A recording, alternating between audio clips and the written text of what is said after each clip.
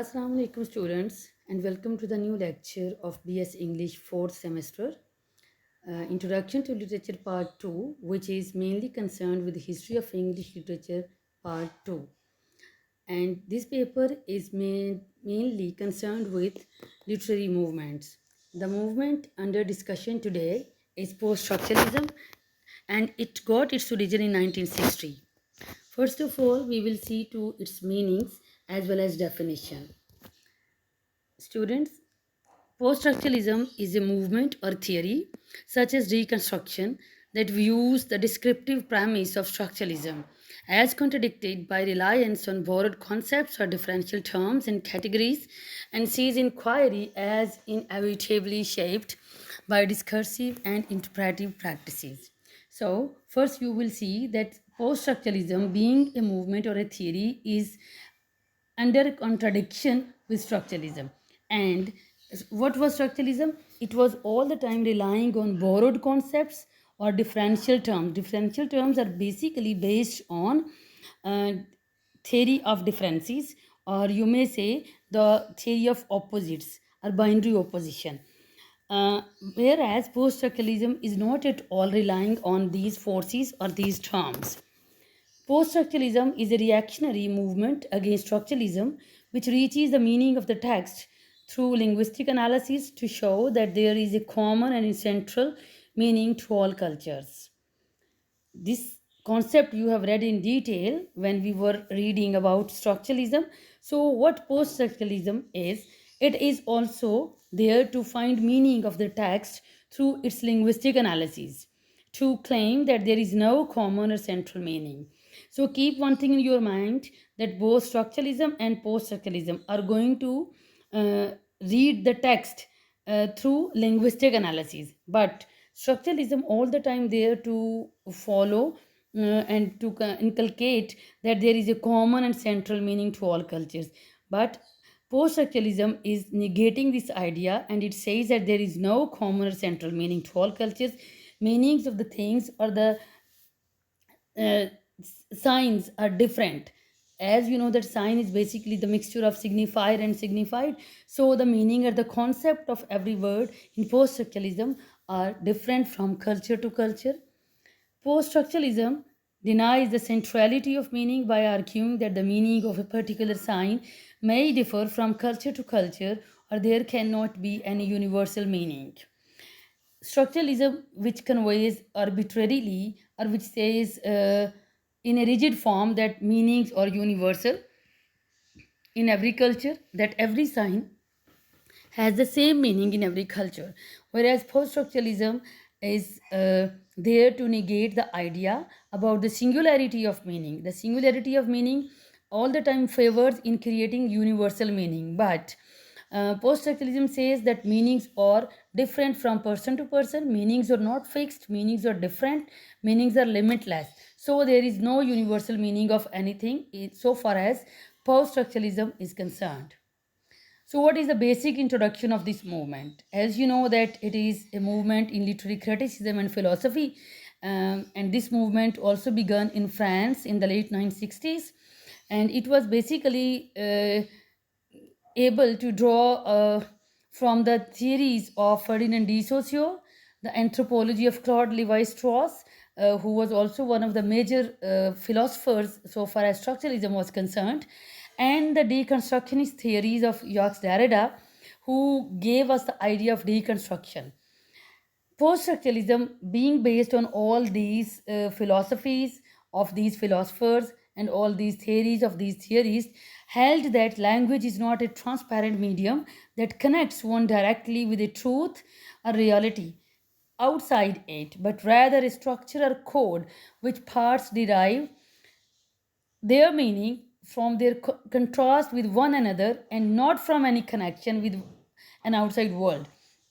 So keep this thing in your mind, that language is not a transparent medium, and being and being not a transparent medium, it connects one directly with the truth or reality, but it gives a structure or it gives a code which parts derive their meaning from the contrast, meaning binary opposition, theory of differences, and afterwards In contrast, it is not from any connection with an outside world. Meaning, as structuralism was concerned, that meanings are outside the text, meanings are present in outside the world, in the larger structure, because all the things or the codes or the structure are basically the part of main structure, are the part of main larger structure. Whereas post-structuralism says that that larger structure is not all the time there to provide meaning in the same way or in the same connection.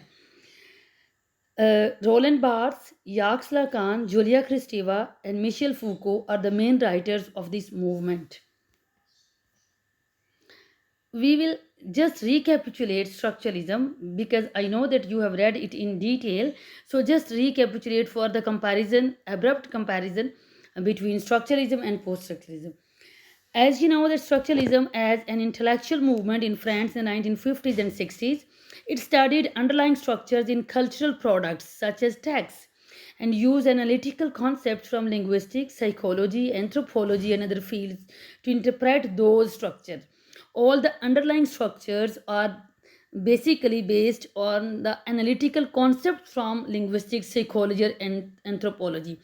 And then these fields and many other fields are all the time there to interpret those structures, to convey those structures to the readers, to the learners, to the people. Structuralism posits the concept of binary opposition, in which frequently used pairs of opposite but related words and concepts are often arranged in hierarchically. Binary opposition, the pairing opposites, meaning one thing which is present in abundance but it is not getting that particular value, whereas when it is going to be compared with its opposite, it will be valuable, more valuable. So we will quote the example like enlightenment compared with romantic, male with female, speech, writing, rational, emotional, signified, signifier, symbolic, imaginary, and east or west. So, what is post structuralism in contrast to structuralism? Post structuralism rejects the structuralist notion that the dominant word in a pair is dependent on its subservient counterpart, and instead argues that founding knowledge on either pure experience, that is called phenomenology, or on systematic structures, which is structuralism, is impossible. Meaning, the main word, the dominant word in a pair is dependent on its subservient, on its uh, subordinate clause, on its subordinate phrase, on its subordinate word or subordinate meaning. Because history and culture actually condition the study of underlying structures, and these are subject to biases and misinterpretations. The larger structure, which is history, the outer structure, which is culture or which is history, uh, so far as structuralism is concerned, all the time these things are there to condition the study of underlying structures. So for the common understanding for you all, you must take this thing into your mind that history and culture are all the time based on biased studies. Like many rulers are the head of the states will try their level best to compose books or to write things according to their own will, their own interest, their own likes and dislikings. In the same way, another ruler comes and he rejects all the previous books and or he tries to change those books. So history and culture are biased to one place as well as to other place. For example, the hero of one country is all the time entitled as traitor or all the time titled as enemy by the other country.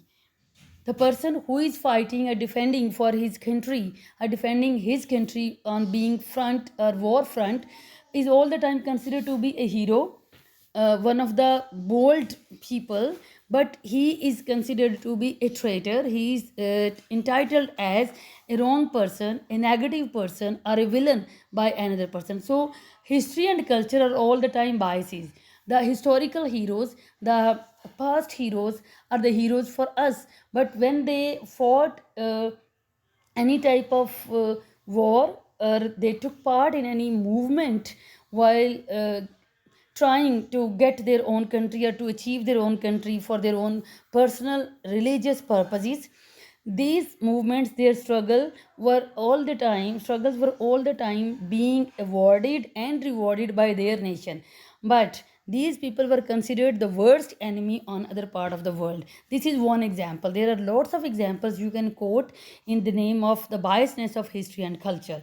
One thing which is appreciated in one culture, like dress, language, or any other thing, that can be used as taboo or negative norms of society, and these are forbidden in other societies. Gilles Deleuze and others saw this impossibility and not as a failure or loss, but rather as a cause for celebration and liberation.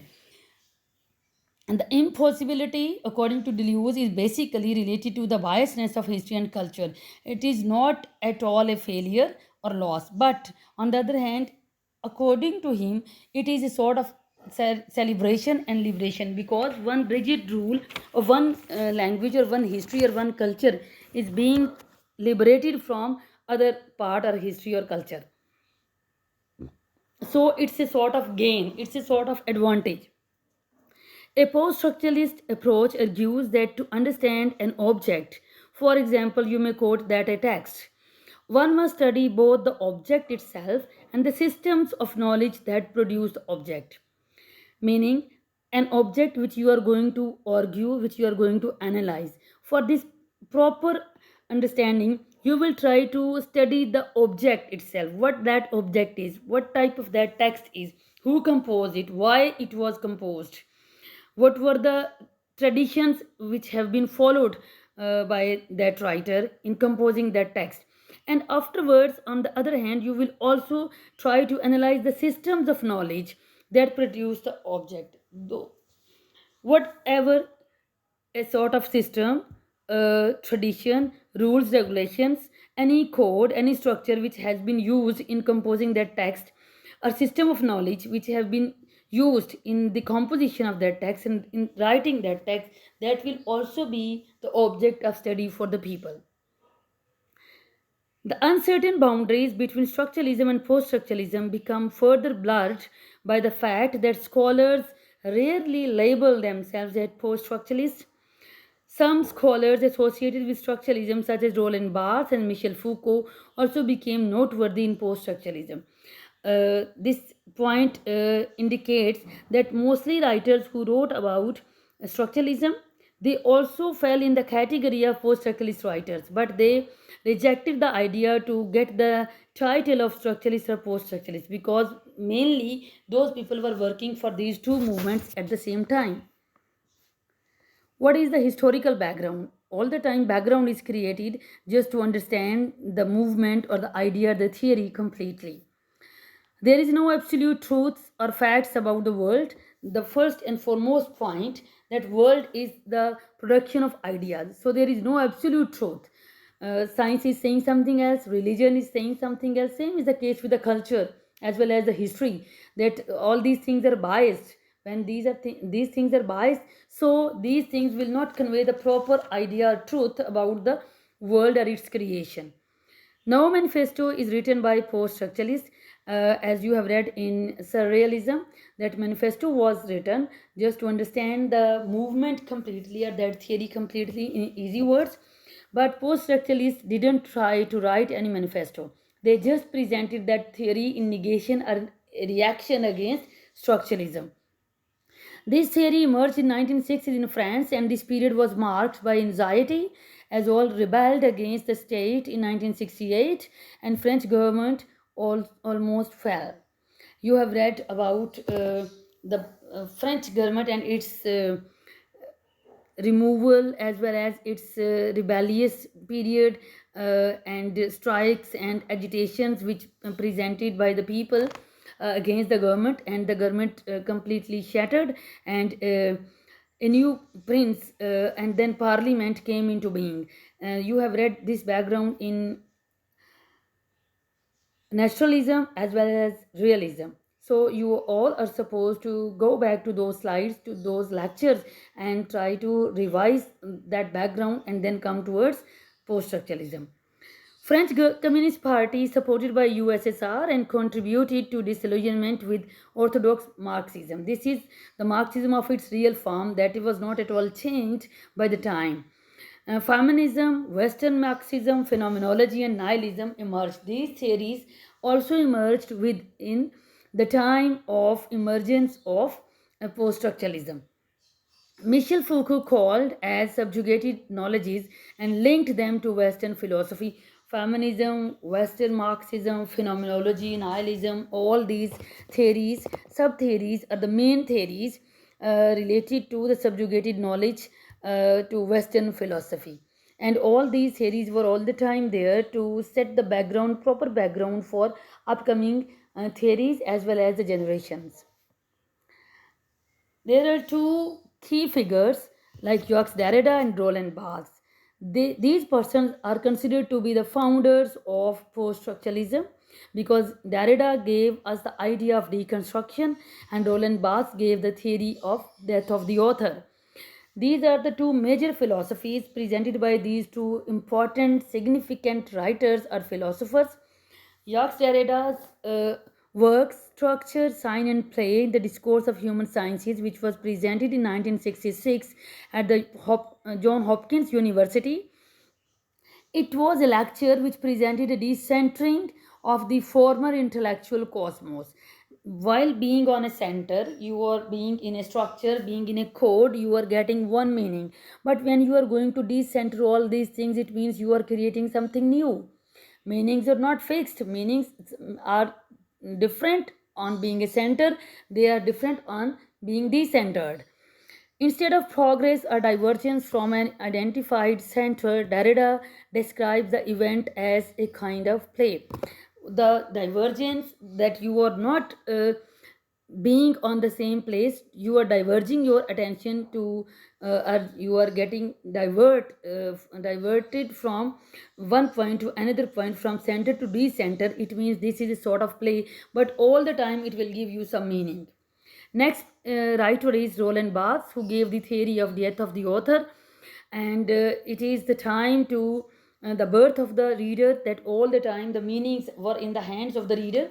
The author, after composing the text, after writing the text, is now dead, and all the meanings are only and only in the hands of the reader. Both these writers presented a new way of deducing meanings from the text. Then, after these two writers and the philosophies of these two writers, new criticism came into being. It was the movement just to understand a read text by removing historical or biographical context, as post-structuralism was of the opinion, or it set the way of ideas that history and cultures are all the time biased. So the biographical context of the writer are also all the time based on biasness. So they removed the historical or biographical context, and then they try to read the text on the text itself, on the text at their own, what the text is saying, what the meaning the writer want to convey, that was another thing. But what the reader is getting, the idea, the understanding about that text, that is the major thing so far as neocriticism, death of the author, structure, sign and play, or deconstruction consider.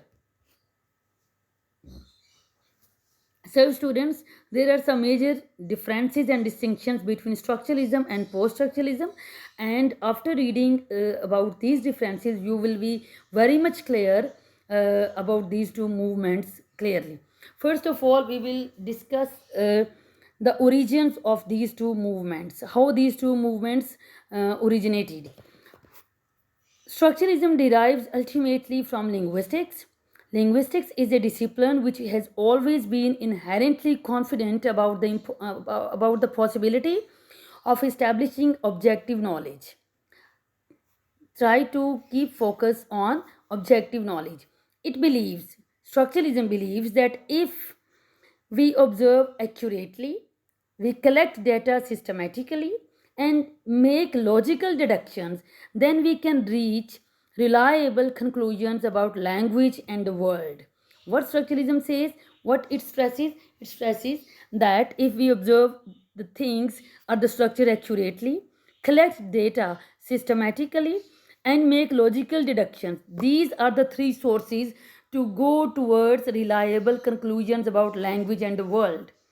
Structuralism inherits this confidently scientific outlook that it too believes in method, system, and reason as being able to establish reliable truths. If the reader or the learner or the person of any culture, of any society wants to establish reliable truth, he must try to believe in some method, in some system, in some reason, because structuralism is mainly derives from the linguistic uh, entity or from linguistics itself. On the contrary, what is post structuralism?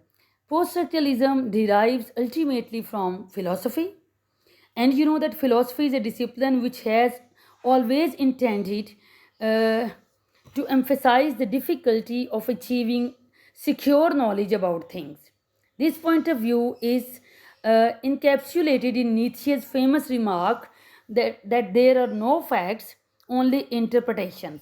When Nietzsche remarked about the world or about the universe, that there are no facts, there is the no ultimate truth about the creation of the world, as it is based on the production of ideas, only interpretations, that the world is what we perceive, the thing which is going to be seen by us, that is the clear cut fact.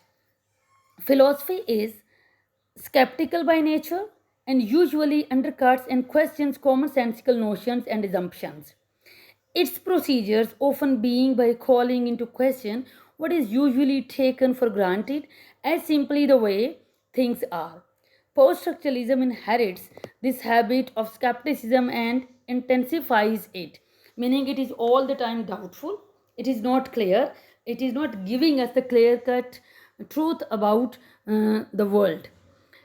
Most of the time, it regards any confidence in the scientific method that is naive. Scientific method which is presented by post structuralism is naive, and even it derives a certain masochistic intellectual pleasure from knowing for certain that we can't know anything for certain, fully conscious of the irony and paradox which doing this entails. All the time, post structuralism is giving us not sure things, or it not giving us the things in its full form or in its rigid or once for all. All the time, it is based on uncertain things. Next, major differences are based on tone and style. So, first we will look towards the tone and style of structuralism. Structuralist writing tends towards abstraction and generalization. What is abstraction? Abstraction is the quality of dealing with ideas rather than events. So, your main concern is only with ideas. It aims for a detached scientific coolness of tone. The tone is detached, scientific, as well as cool. Given its derivation from linguistic science, this is what we would expect.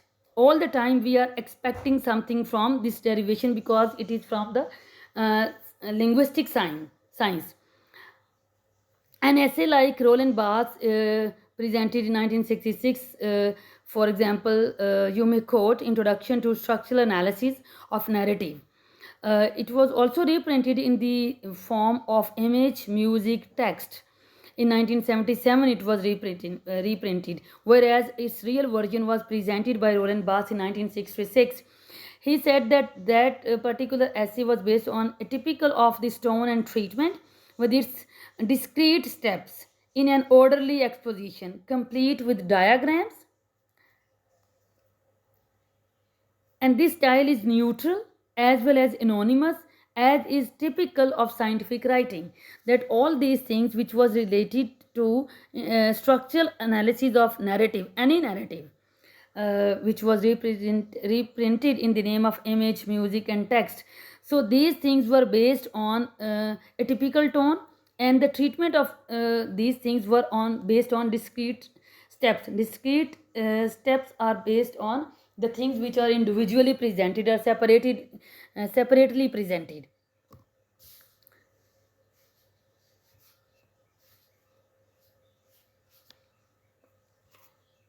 So, what post structuralism is, so far as its tone and style is concerned?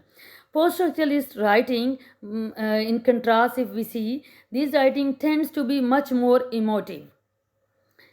Often, the tone is urgent and euphoric, and the style flamboyant and self consciously showy. Titles may well contain puns and allusions, and often the central line of the argument is based on a pun or a word play of some kind. So, here you must be clear that the style is emotive, meaning it is full of intense feelings about anything. The tone is very urgent, or there is an urgency as the writer is going to present things in urgently in a form of hurry. And his tone is also joyful as well, that is not all the time saddened by the things.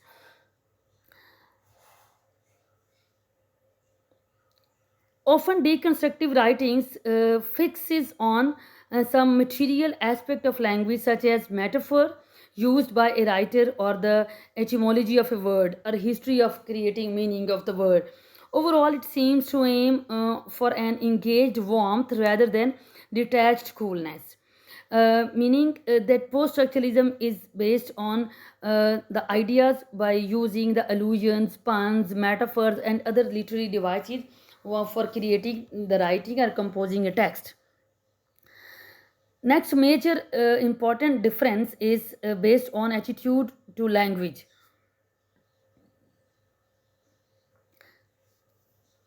Structuralists accept that the world is constructed through language, in the sense that we don't have access to reality rather than through the linguistic medium. In the same time, it decides to live with that fact and continue to use language to think and perceive with. And after all, in the conclusion, language is an orderly system, not a chaotic one. And so, realizing our dependence upon it need not induce intellectual despair. So far as structuralism is concerned, you must think that it is mainly related with the linguistic units or language. And according to it, language is an orderly system. It is completely ordered, it is arranged, it is not at all in a chaotic form. There is not any kind of despair, there is not at all any kind of disturbance so far as structuralism is concerned. And in the comparison of structuralism, this point, we can say that post structuralism is much more fundamentalist in insisting upon the consequences of the view that, in effect, reality itself is textual. What post structuralism says, that reality itself is textual. Post structuralism develops what threaten to become terminal anxieties about the possibility of achieving any knowledge through language. The verbal sign, in its view, is constantly floating free of the concept, and it is supposed to designate. The verbal sign, which is constantly floating free of the concept and supposed to designate. So we can say that post-structuralism is a way of speaking about language, and it involves a rather obsessive imagery based on liquids. Signs float free of what they designate, and meanings are fluid and subject to constant slippage or spillage. We can say that this linguistic liquid sloping about and swirling over unpredictably defies our attempts to carry signification carefully from giver or to receiver in the containers we can call words. uh, all the things which are designating, which are based on some meaning, and we say that meanings are fluid and constantly they are changing. Whatever they are going to signify, all these things from giver to receiver, all these things are just words. And we are not completely in control of the medium of language, so meanings cannot be planted in steps, uh, in set places, like somebody planting a row of potatoes seeds, and they can only be randomly scattered or disseminated, like the planter walking along the scattering seed with broad sweeps of the arm, so that much of it lands unpredictably or drifts in the wind. Meaning, all the time we must try to create meaning from all these things. but these are not the universal things, that they are not in the queue or the row. In the uh, in the same way, we can also that meanings, the meanings words have never been guaranteed 100% pure. The words are always contaminated by their opposites. You cannot define night without the reference to day, or you cannot give importance of good without referring the evil. In the same way, the males are not getting their pure importance without talking about the females. This basic system basically is considered as the binary opposition, or the pairing opposites, or the parallelism also. That was also present in structuralism, and now it is also taking into consideration in post structuralism. There are so many words, like seemingly innocent word like ghost is etymologically cognate with hostis, which means an enemy or a stranger.